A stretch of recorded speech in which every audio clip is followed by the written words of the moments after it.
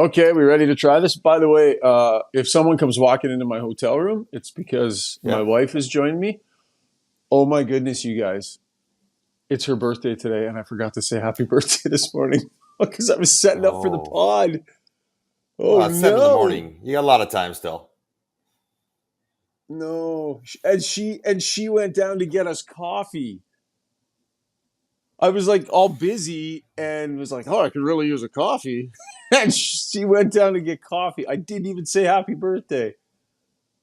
Wait, okay, when she comes in, I got no choice but to wish her a happy birthday. So it might be mid-podcast. Sorry if that's awkward. Not as awkward as you not doing it on her birthday. Yeah, it's going to be tonight. That's a good point by you, Johnny. That's an all-timer.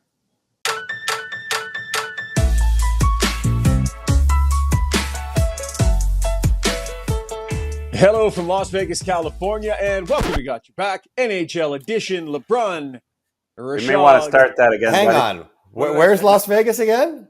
What state is Las Vegas in? Not California. Did I say California? Oh. You're in Las Vegas. Hi, welcome into Las Vegas, Nevada, and another edition of Got Your Back National. Pierre LeBrun, Ryan Rishaug, happy to be joined mercifully by Mike Johnson as we get going in round 2, off and running with the Leafs and the Panthers last night, as well as Seattle keeps it going. Got Your Back, proudly brought to you by, go ahead. Cross Country Canada, supplies and rentals. My goodness. Honestly, I didn't even have a late night in the casinos or anything. I got no excuse for that. It's that time of year, fellas, where you don't even know where you are. That's kind of where I'm at right now. Or what day it is. Brought to you by Cross Country Canada, supplies and rentals. They provide equipment and supplies to all facets of the Canadian construction industry. But what sets them apart is their get-her-done attitude, the core value of their company. They've got it proudly displayed on the walls at each of their branches, and every one of the staff members lives by that get-her-done formula to ensure they never let the customer down. We're very proud to have Cross Country Canada as title sponsors here on the podcast. Thanks, Johnny.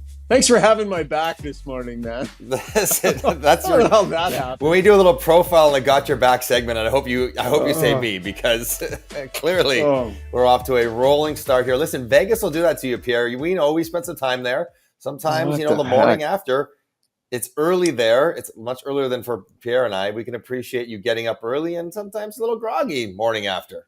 Yeah, definitely. But that's not the thing. That's not what happened. I don't even have an excuse for that. Don't worry about it, buddy. And I had no idea I said it. I had no idea. I would have just kept rolling right through had you not. To your defense, it not only is it hard to know where you are on most playoff days, but the NHL keeps changing the playoff schedule. So really, it's tough to follow. I mean, yeah. Hang on, guys. Pause the entire podcast. Randine just walked in. I will not be putting her on camera. Randine, happy birthday. I am so sorry. That was so offside of me this morning. I love you. MJ and I are looking away. MJ and I are looking away right now. Pierre and MJ both say happy birthday to you as well. Happy birthday, Randy. Happy birthday, Randy. Good woman to put up with this. You're a good woman to put up with this. Hey, that's enough out of you. I'm sorry. Happy birthday. Okay. Not my finest moment on the podcast today, guys. Definitely not my finest moment. I guess Vegas will do that to you. So let's get to the breakdown. And that's going to be brought to you by Kuma Outdoor Gear, because we got some craziness that happened last night to talk about. Leafs, Kraken. Kuma Outdoor Gear's got a wide range of gear to fit all your needs, from tents and sleeping bags to travel games and pet products, drinkware. And they're really fired up about their new Switchback heated chair, the first heated chair powered by Bluetooth technology. It's got dual heat zones. I wish I could have brought it to Vegas with me. I thought about packing it. Kuma Outdoor Gear for all your outdoor needs. Happy to have them as sponsors. Okay, guys, I normally wouldn't start with, Seattle necessarily, Seattle-Dallas. But a guy that was 38 years old last night, absolutely, the performance from Joe Pavelski was unreal. For him to be doing that in that game to open a series, coming back, Pierre, you know this guy well. You've covered him many, many, many times. can only imagine what you were thinking watching that game. Man, he's he is the exception to the now commonly held rule by most front offices: don't invest money in anyone north of 30 years old. This guy's unreal at what he's doing at his age. And you think about when he left San Jose, to be quite honest, it was overturned. I mean, the Sharks are uncomfortable with adding that third year in his contract. Mm-hmm. He's signed a couple of extensions since then in Dallas and just continues to produce. And it's not just what he's done in the playoffs for them, what he's done in the regular season, but also his impact on the development of Jason Robertson. I've talked to Jason Robertson about that and what Pavelski's meant to him. Joe Pavelski has been one of the great UFA signings of the last half decade as far as helping transform a franchise. And I was cheering for number 5. I usually don't cheer. I don't care who wins games, but a 5th goal in a game in overtime, like that would have been something. That would have been some historical stuff. So first off, I'm glad he was playing, because when he went down and the way he went down, I was kind of like hoping he would not play again. Not because I don't want him to, because I just want him to be safe, because he was right out of it when he got knocked out after that hit from Matt Dumba. So glad to see him back, cleared, and obviously ready to play. What delights me about watching Joe Pavelski is that even at this age, but really at any age, he's never been a great skater. Like he's not the fastest guy. And in a game that is built on speed, he finds a way to get to all the spots he's got to get to first without being the fastest. And I love how he just kind of manages the offensive part of the game with his brain and, of course, his hands. Everyone knows Pierre's watched him for a decade in San Jose, all those playoff runs. Before every pregame skate, who's out there 15 minutes before the rest of the team every single day, no matter what, if he's taking the optional or not, he's out there for 15 minutes doing exactly what he did last night for 2 of those goals. Tip, tip, tip, tip. He's got his whole routine. And then he might do that for 15 minutes, stuff a whole bunch in tight to the net, and then skate off the ice. Like, I don't even practice with the rest of the team. I just do what I know. It's crazy. I know what I know I need to do, and he does it as well as, really anyone's done it in the last 15 years. So, just the way he goes about being as good as he's been, I have an appreciation for. And you may remember, Ryan, when we had Robertson on Got Your Back, he was explaining to us that one of the great things that he likes about Joe Pavelski would not have been something that the three of us would have ever come up with. I mean, obviously redirection, as MJ said, is what he's really known for. Robertson talked about he can't believe how well Pavelski can get the puck out of their zone and transition at the right spot every single time. And there they go. Yeah. There they go. There they go. I could watch Dallas Stars a million times and not pick up on that, honest to goodness. But that's, for a guy like Robertson, he appreciates the fact that here we go as a line. And he says Pavelski's unbelievable along the walls in their own zone that way. Yeah, Johnny, it's another part of his great stick. Like, what he is like elite, world-class, Hall of Fame level is with his stick. We think about it tipping, but another aspect of that is the ability to pull pucks comfortably off. The Sedins were also world-class at, pucks that are along the rim. They pull them off. They handle it clean. Doesn't get the extra bounce. Doesn't take an extra second. And it really helps facilitate the next play that they're trying to make. So, yeah, awesome stuff. And you're right, Pierre. Like, I have no rooting interest in Dallas and Seattle. It makes no difference to me. I was in studio last night begging for Pavelski. He had one look in the overtime to end it. What a crazy story would have been, but to get a 5th on a winner would have been even better. But Seattle just, keeps on Seattling. Yanni Gourde with the OT winner. 11 players with a point in that game. So they score 5 goals. Only one player ends up with 2 points. That was Justin Schultz. They got 19 5-on-5 goals in the playoffs. They're just so well-rounded in the way they spread it all out. They just took out the defending champs and continued to roll right along into the next round, Pierre. And at the start of these playoffs, we were talking about which team would you rather have in the first round, and Seattle felt like the soft spot. And here they are just grinding with this consistency through their lineup. And to be fair, I didn't doubt their team game that much. You look at the numbers. They're a tough team to play against. What I doubted, quite frankly, is the goaltending. Philip Grubauer has not really been that good since he signed in Seattle. And one of the reasons I thought Colorado would smoke the Kraken is really that reason. and he has been good in these playoffs.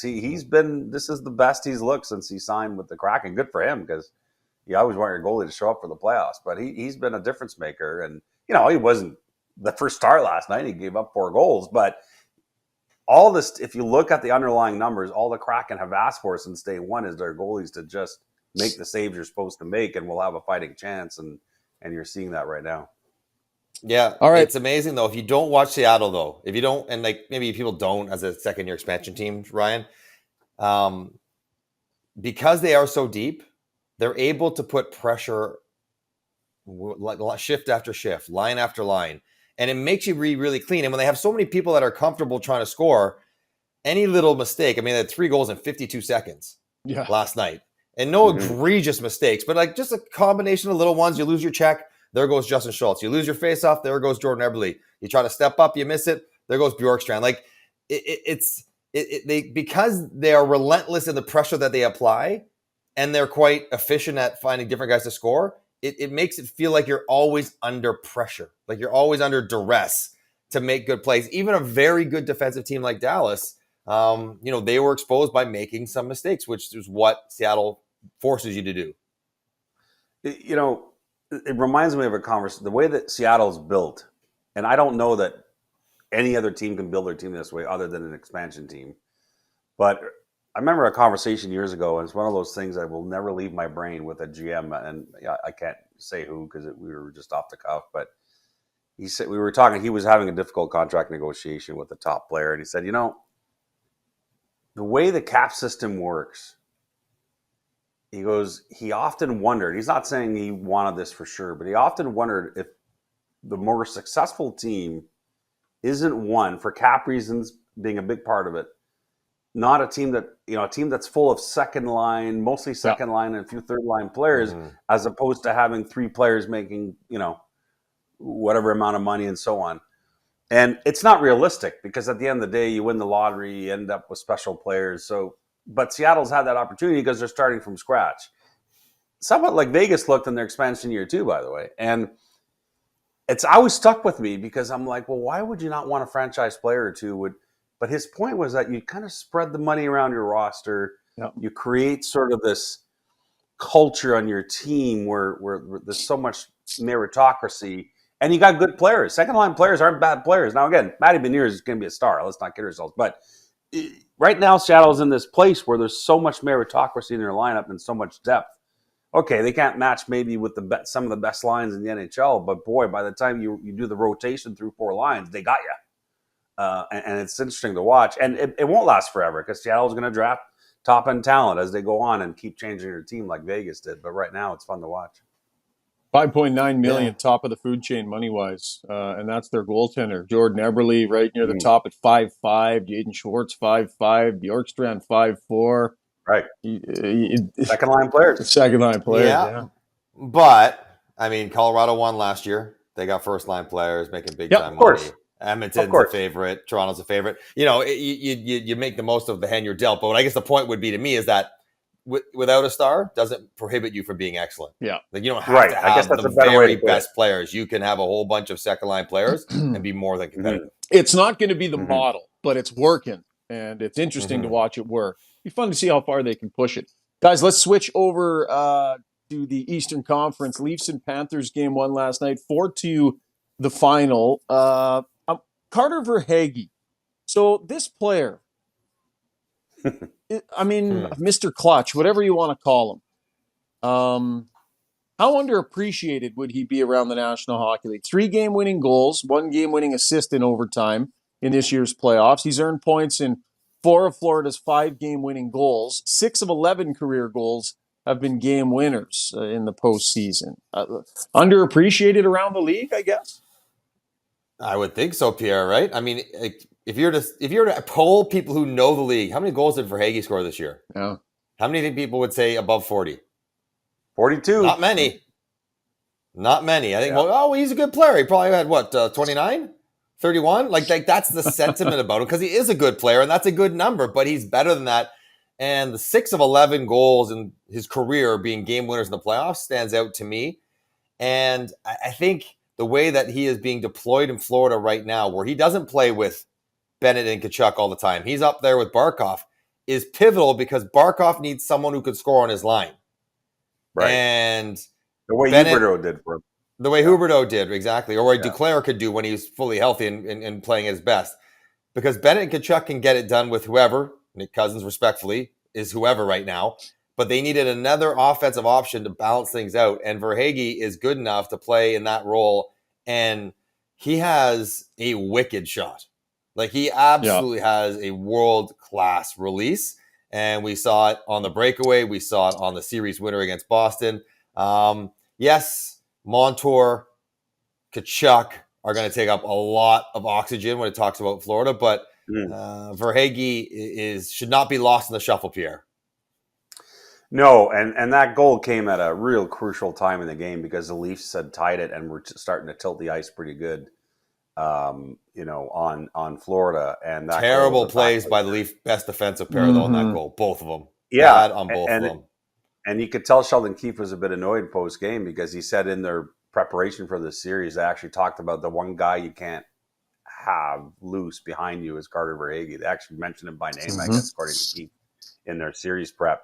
And it's funny. I go back, Tampa had Carter Verhaeghe, and obviously I think the Leafs drafted him. But my point is, he ends up in Tampa because the Lightning are always looking for these guys and the Lightning can't keep him because that was when they had so much depth and hadn't started their cup run yet, where they couldn't even keep him. And he ends up in Florida, by the way, which can you imagine him on the Lightning right now on a bargain deal? At the end of the day, though, the headline for me being in the rink last night was that the Leafs had very little answer for Bennett and Tkachuk.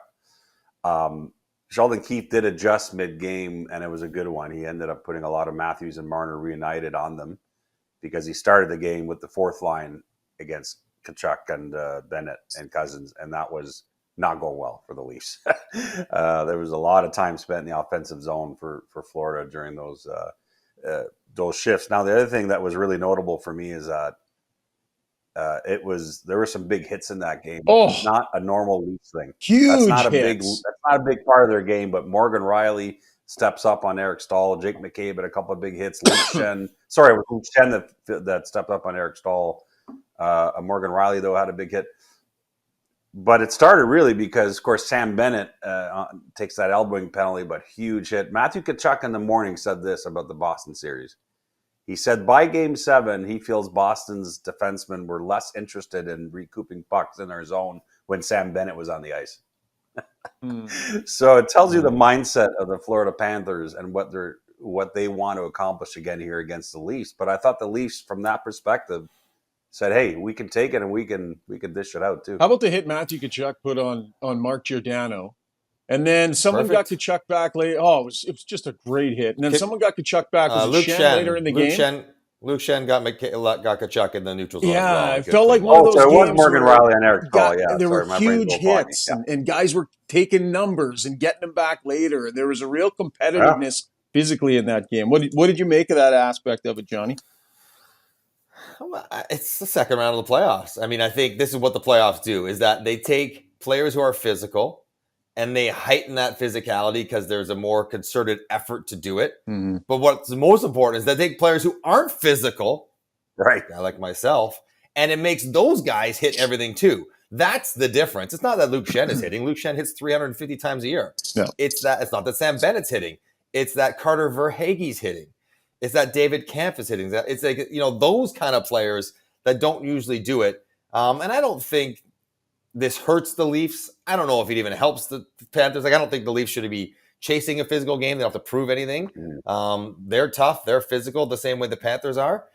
I do think, though, in conjunction with the Bennett-Tkachuk forecheck that the Leafs had trouble with, like, the other side of that, I thought the Leafs defensemen didn't have a great game in their own end. Mm-hmm. Like, I thought they struggled with some of that physicality, controlling the cycle, getting a stick in a pin, working on your rotations, getting the puck out of your own end. Like, there was a stretch in the second period where Toronto really pushed it, but for the first and the third, Florida had the puck a lot in their own end, and it was McCabe and Brody who were supposed to be the shutdown pair, and they got caved in.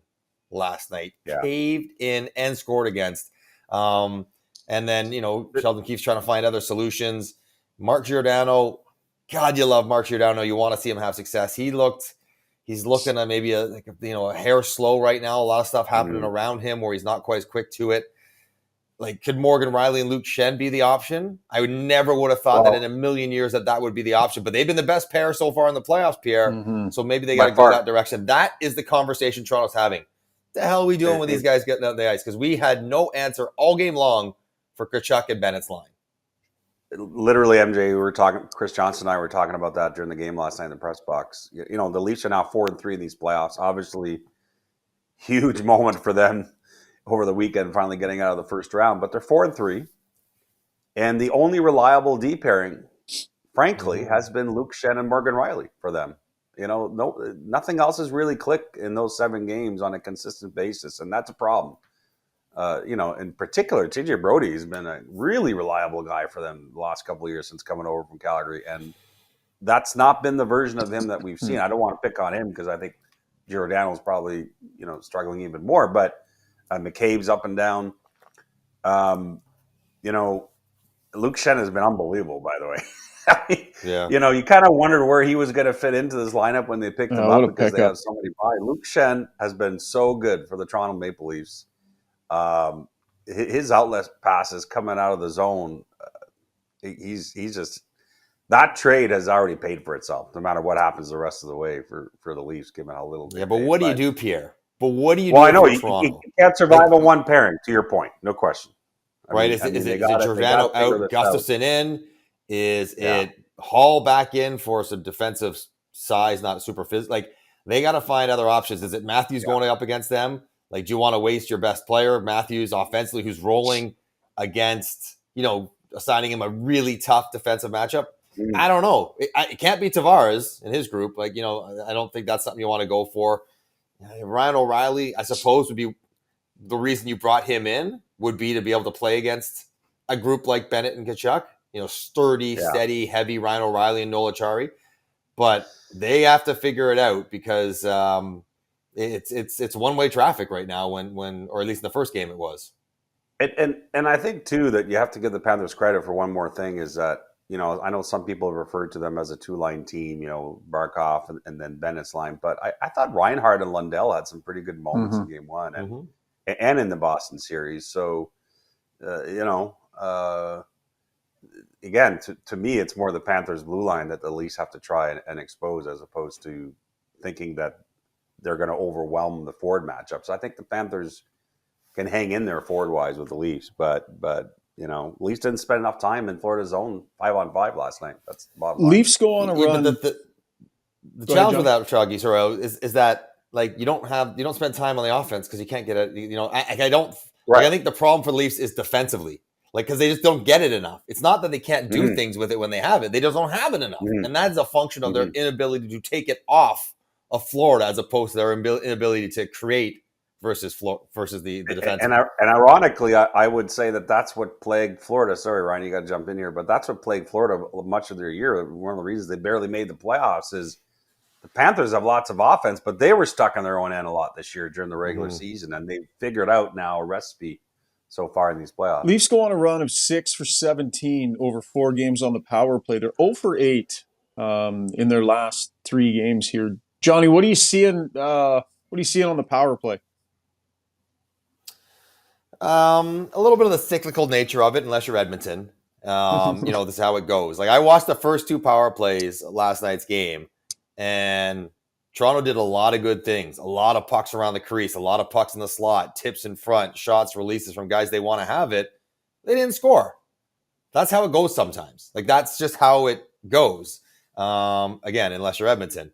So I don't think I've seen anything that's overly concerning. They took first power play, they were shading high on Matthews, understandably. So they start working the goal line. They put Matthews in the bumper. He gets a great look on the, in the slot in the second period. They need them to score for sure. We can look at the power play numbers in previous playoff failures. It's been a real issue. But I look at last night's game, and Tampa's a very good penalty killing team as well, especially with the first unit out there. I'm not Like, I didn't feel like the Panthers locked down the power play. It's like they kind of survived and didn't get scored against, but it wasn't, systemically any issue I saw, Pierre, for the power play in Toronto. No, that's not a headline for me from last night. They got a lot of grade A's, on those power plays. Now, they need to finish them, but sometimes it just doesn't go your way. Like, they got some serious looks. Would have changed the game for sure had they connected early on one of those power plays, probably. But let's give credit to the guy I wrote about, Sergei Bobrovsky, turning back time last night, and which we saw a bit in Game 7 in Boston and Game 5 in Boston. As I wrote, I don't know how sustainable it is and what we're seeing here now that he's back in net for Alex Lyon. But you used the word humility. I think I saw. Was that part of? Well, because he refused to. Yeah. He did a great post-game scrum with a bunch of us. Super well-spoken guy, as you guys probably know, and he just refused to take any credit for anything that's going on right now. He said his defenders cleared the puck well for him last night. He said Alex Lyon saved their season. I asked him about, you're in this 2019 upset with Columbus over 62-win Tampa. You wrap up the series upset over Boston, 65 wins. What's up with you showing up for these? He goes, oh, I'm just lucky to be there. Anyone could be in that spot. Like, he refuses to take any credit. It was really, it's really something to behold to see how humble that guy is. And I think he's been humbled because he's not lived up to his $10 million salary in Florida. He's had some really tough moments. But I tell you, Bill Zito told me this, the GM of the Panthers. Sergei Bobrovsky was Alex Lyon's biggest supporter during that run where he didn't have the net. And Alex Lyon told me the same thing last night. He goes, what a guy. Like, every day advice from Bobrovsky and, blah, blah, blah. Like, absolute supporter of Alex Lyon. Think about that. That's a gut punch. You make $10 million, and the guy who was number 3 in the organization, goalie-wise, is saving your team's season. But his attitude was spectacular, and the two guys have become close. Pretty neat story, actually, for Florida. To think that Paul Maurice was messing with people by taking Alex Lyon off the morning skate first, like somehow he might play. Coaches. Come on, Mo, you're better than that. Now, coaches. What do we think of coaches? What do you think of this one? The old shoulder cross. About that. Yeah. Did you see this one? So after the last penalty, called against Sam Bennett, Paul Maurice put up 5 fingers against one shoulder and 1 against the other, I guess, indicating the penalty count. Now, 2 of them were high sticks and they were trips. Like, there were calls that had to be made. So I don't know. And then he comes out and just says, we acknowledge we're not going to get the same number of power plays as the team we're playing against. That all reeks a little bit to me, given the nature of the penalties. They're high sticks. The guy's cut, bleeding. Like, what do you not expect the call go against your team? He's got the magic touch, though, Johnny. He's got the magic touch this year, right? He was the big speech guy that turned the whole thing around. Well, the snap show on the bench in Toronto that helped turn things around. Although Matt Tkachuk's dad, Keith, will take some credit because he went on Toronto radio the next day and blasted the team as well. And they needed to be more like Ottawa. Called them soft. Yeah, more like Ottawa. They need more Brady on their team, which everyone could. But interesting stuff for me. Also worth noting, real quick, do you remember in overtime against Boston, early on, Pasternak beat Bobrovsky with a shot and hit the knob of his stick? Yeah. Start the game last night, minute in, Austin Matthews on a breakaway. Right. Yeah. Beats Bobrovsky, gets the shaft of his stick and turns aside. Like, that is a lucky twig or whatever, because like that, those are 2 that obviously one season's over. If the Leafs score a minute in, does that change the complexion of the game as well? Good guy karma. Apparently good guy karma is coming through for him. Humility. Like, and again, this has just been about 7 to 10 days of vintage Bobrovsky. I don't know how sustainable it is or not. I know nothing about NHL goaltending, but you can imagine that if somehow Bobrovsky, like, this is a comparison I made last night, like, and maybe it's not a great one, but Carey Price, late career Carey Price, I think we can agree was uneven in his regular season performances, right? It was sort of up and down, and some of it was health related. But if this team happened to make the playoffs, then there was a glitter in Carey Price's eye, right? He enjoyed the money games. Yeah. That became the late career version of Carey. I'm just wondering if we're seeing this, because Bobrovsky last year, by the way, in the playoffs, has a .911 save percentage. Wasn't his fault they got swept by Tampa. They had no run support. I just wonder if he's that guy now. And for $10 million, you should be that guy all year. I get it. But what if this is what gets this guy going? And we're supposed to lose to Boston. We're supposed to lose to the Leafs. All I can tell you is that if he can maintain this, and again, I'm dubious. I don't know if he can. But if vintage Bob is back for another few weeks, how does that change this series? Yeah. No? He's got the ability. There's a reason he got the contract he did. It's in there somewhere. Just seeing if he can bring it out consistently at a key time. Okay, we got to move over to the West, guys. I'm here in beautiful Las Vegas, California, where tonight Oilers in Vegas get going.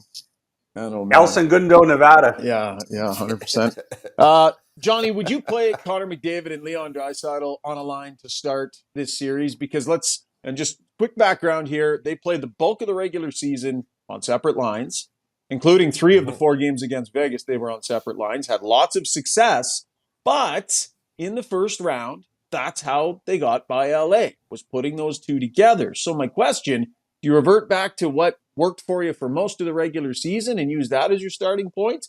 Or do you keep rolling with what worked and got you through LA? Well, I'd ask you this before I answer my question. Remember last year in the playoffs when they put Draisaitl and McDavid together, because Draisaitl was hobbled because he couldn't skate. How healthy is Connor McDavid? Yeah. Your stealth footage from last week with him flexing his leg and, clearly dealing with something likely to do with that sort of knee-on-knee hit that he took in the neutral zone from Doughty. Do they want Draisaitl, who's healthy now, to support McDavid the way McDavid supported Draisaitl last year? I think so. If that's the case, then I understand putting them together. Then I get it.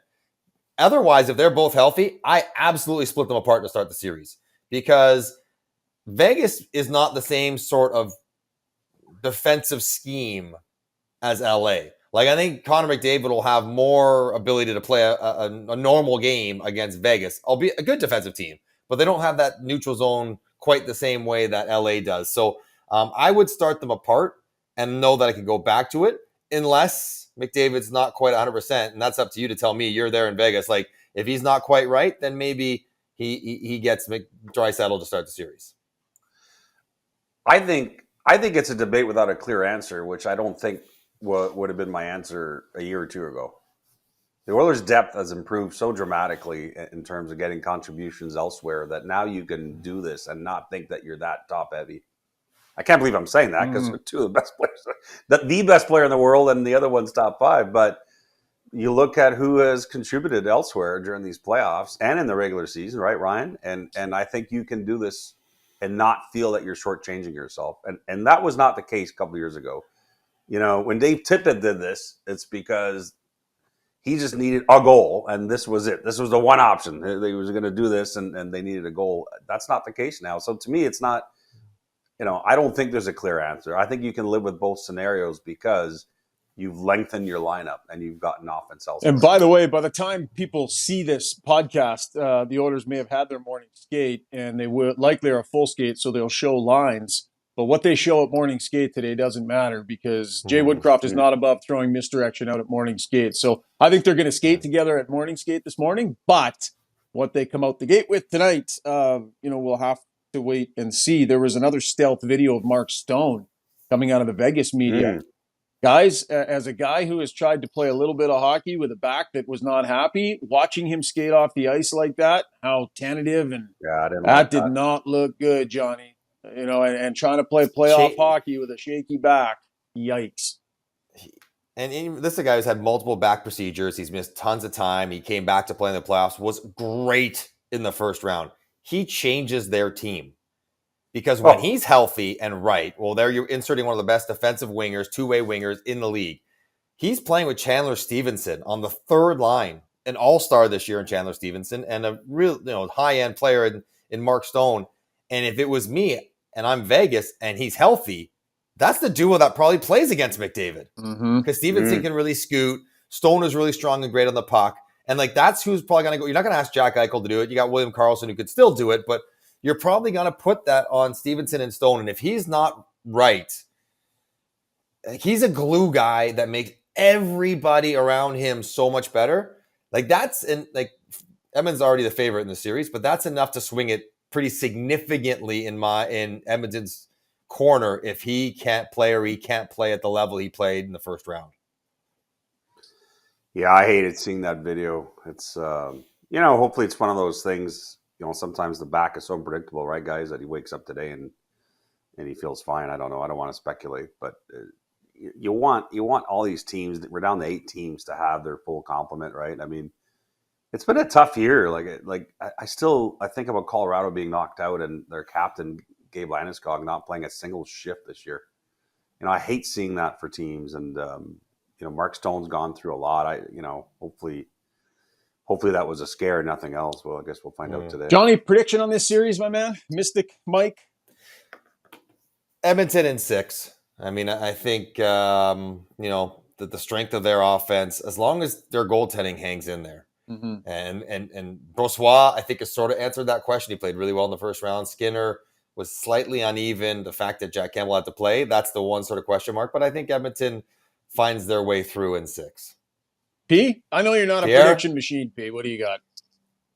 Well, you forced me into predictions in the first round. The reluctant prognosticator, hey? How did we do it? Hang on. How did we do in the first round? I was 6 of 8, and I missed Boston and Colorado. So I think I went 5-3. I think I went 5-3. But I'm just happy that my Stanley Cup final prediction survived the first round, Edmonton, Toronto. Right. I didn't, because I worried for a bit early in each series there. I feel like one of the two of them is going to make it. I'm not sure which one, but I think we're going to have a Canadian team in the Cup final this year. I just this would be the year. You going to make a prediction? I'm taking the Oilers over Vegas. I'm taking Dallas to come back on Seattle. I'm taking the Leafs to survive. I think a closer than expected series running the table. Florida. Yeah, and Jersey, Carolina. Boy, that one is a struggle for me. Carolina team that grinds you and has been through so many playoff games against the Young Devils, but boy, they were impressive in Game 7 against the Rangers. I thought the Rangers were going to win Game 7. I was wrong. You know what? He's got his tap dancing shoes on. I'm going to take the Devils. I don't think the Hurricanes have enough offense, with Svechnikov and Pacioretty gone. Mm-hmm. I think it's going to cost them in this series. All right, Shaggy, what do you got? What do you have? I got the Oil. I'm going to say 5 though, and that's no disrespect to Vegas. I just think the Oil are going at a good clip right now. You know what? I'm going to say Seattle. I know it's easy the morning after. They've got the lead in the series, so maybe that's a bit of a convenient one. I like what Jersey's got going on. That's going to be a spectacular series speed wise to watch, and I'll take Toronto to come back on Florida. So that's me. All right, not bad. I got Toronto, Dallas, Edmonton, and I got Jersey. I'm swapping away from Carolina with their injuries. Didn't love how they played. We got the same 4, MJ. That can't be good. Well, I feel terrible as you're running through them. I'm like, please change your mind, because I don't want any part of matching up. You were hoping I was going to say Carolina there, weren't you? Okay. I 100% was. Yes. That was a breakdown, boys. Thanks. We got one more segment we got to get to quick here. That's going to be, you know what? We're going to name it on the fly 3 questions, courtesy the evil brain of the Quizmaster, brought to you by Liberty Smart Security, a company that specializes in having your back. High-quality advanced smart security systems for your home or your business. They use leading-edge technology to protect the things that you value most in life. Your home's your castle. Protect it with Liberty Smart Security. So from the brain of the Quizmaster, 3 questions. We only got like 6 or 7 minutes here, so we'll kind of roll through them. Best player of the playoffs / leading candidate for the Conn Smythe. Matthew Tkachuk, 14 points. And points in 7 of 8 games, or Leon Draisaitl, 6-7-4 for 11 and points in 6 of 6 games, or another candidate that I'm not mentioning. Johnny, you go first. I'm going with Matthew Tkachuk. I just think what he's done with that team, not doing it quite as much on the power play, just the physical nature of it without a McDavid beside him. Leon's right there historically, I know, but Matthew Tkachuk right now, and he also took out, let's be fair, he was the leading reason they took out Boston, the best team. So I think it's got to be Matthew Tkachuk. I'm going to go Leon Draisaitl, because I think that individually Connor McDavid had his mitts full with Philip Deneau, and even though McDavid had some terrific moments, I think Leon had to kind of save the day for a lot of that series. Ryan, you can correct me, but that I feel that was pretty huge in turning that series around against LA. Kachuk's been unbelievable for sure. Just a consolation name. And I wouldn't put him on the same level as those two names, but a guy that I think you have to mention for how his playoffs have got, Morgan Rielly, the longest serving Leaf, who has been maligned at times, has been outstanding for the Toronto Maple Leafs in these playoffs. Yep. A lot of clutch moments and, kind of an uneven regular season, but playing outstanding playoff hockey. Next question. Which celebrity would the NHL be better served as the new face of the Ottawa Senators? Ryan Reynolds or Snoop Dogg? Pierre, I'll let you start on this one. But we got to let Zuby know behind the scenes. We can hear you, buddy. I don't know if your mic clicked on or something. You're coughing and hacking and sneezing and typing away there. I thought that was in my head. Get the old mute button going there, Zoobs. Pierre, which celebrity would be better served? Who would be the better celebrity for the Ottawa Senators? Oh, sorry, the Ottawa Senators. Got to go with the Canadian guy. I love Snoop, but you got to go with the Canadian guy, Ryan Reynolds, right? Marketing genius. Well, I think that's it. It's not about the strength of their celebrity. Snoop Dogg is an incredibly powerful presence, media, Q factor. But Ryan Reynolds, as far as the sports thing goes, we've seen what he's done with Wrexham. Yep. And I feel like he would be more invested specifically in Ottawa than Snoop, who might be involved in all of his endeavors. So I think, Ryan Reynolds would be the guy. Now, the fact that both guys won it, Pierre, is a great sign for the league, but I think it's got to be Reynolds. Snoop Dogg's brand power is unbelievable, though. Like he's the most. Is he not the most sought after pitchman of any company? I mean, I want to drink Corona just because of him. But between him and Kevin Hart, who knew? Yeah, and there is the idea. There is an element of like a fan base of maybe a demographic of Snoop Dogg's that the NHL could appeal to that might open up new gateways of revenue. But I do just think the singular power and focus of Reynolds and that PR machine he runs in his life would be perfect for Ottawa. And the chase for the Senators, remember, this is a team that no one wanted to buy a couple of decades ago, and Eugene Melnyk had to save the day at the time. Owning a sports franchise has never become more popular in every sport in every country in the world. Like, it's a vehicle now for content, for marketing, for branding, for multi-layered tentacles in the business world. People are tripping over themselves to own a sports team right now, and we don't have time to get into it, but it's fascinating to me, the money being spent on NHL franchises. Okay, final question. It's crazy. Is Jacob Trouba the best hitter? Yeah, cut him off already. Just filibustering the last 5 minutes of the show here. Is Jacob Trouba the best hitter in the NHL since Scott Stevens? MJ. You must have been in Stevens' train tracks at some point. I did not get on that on that trolley platform. No, I stayed away. I stayed away from those trolley tracks as much as possible. I mean, it feels that way, and because, yes, there's a lot of gray area hits, but he doesn't really get in trouble for doing them, and he's very good at standing up. And that hit against Meyer was as heavy a hit as I can remember seeing, and by the rules, completely clean, textbook clean by the rules. So I'm gonna say, Trouba. And there's maybe two guys in the league you got to know he's on the ice. Trouba's one of them. Yeah, I think he's unmatched right now. He's playing. Players just aren't anticipating that kind of play anymore in today's game. I'm not blaming. Well, they should. But you just. I'm blaming him. Get your head up. You're skating right through the middle of the ice, staring at the puck. What do you expect's going to happen? There are guys that can hit maybe as hard, but just don't do it regularly, like Jacob Trouba is the answer. 100%. All right, guys, great job today. Quick red card, yellow card, no card before we go. You're on the road. In fairness, it is a work trip. Your wife comes with you. It's her birthday. You wake up in the morning, so focused on your work. Not only do you forget to wish her a happy birthday, you subtly suggest that, boy, I could really use some coffee, which sends her out of the room downstairs to get coffee. How bad is this going to be, guys? That is a red card. It's a red card for getting the initial happy birthday. What turns it into an ejection and possible suspension is that she showed up with coffee for you before you said anything to it. That is ejection. We might be a historical length suspension for that behavior. Yeah. Yes. That's a Rafi Torres playoff suspension. That's it. That's it. Throw the book at him. The rest of the playoffs. Oh, man. Well, listen, surprise, hon, I got tickets to Penn and Teller tomorrow night. So that's your birthday present. Penn and Teller. Where's Adele? Come on. It's got to be Adele now. Oh, man. Well, guys, I was a mess today. Not knowing where I am, forgetting my wife's birthday. You guys carried us today. Thanks, boys. Appreciate it. We'll chat again next week. Thanks for your downloads and your subscriptions. Thanks for tuning into the podcast. And, of course, to our sponsors, Cross Country Canada Supplies and Rentals, Kuma Outdoor Gear, and Liberty Smart Security. We'll check in next week from, wherever the heck we all are. Have a great day, folks. Cheers. We want to tell you about a truly Canadian company. Cross Country Canada Supplies and Rentals provides equipment and supplies to all facets of the Canadian construction industry. But what sets them apart is their get-her-done attitude. It's a core value of their company. I've been to the offices. I've seen how they proudly display that on the wall at each branch.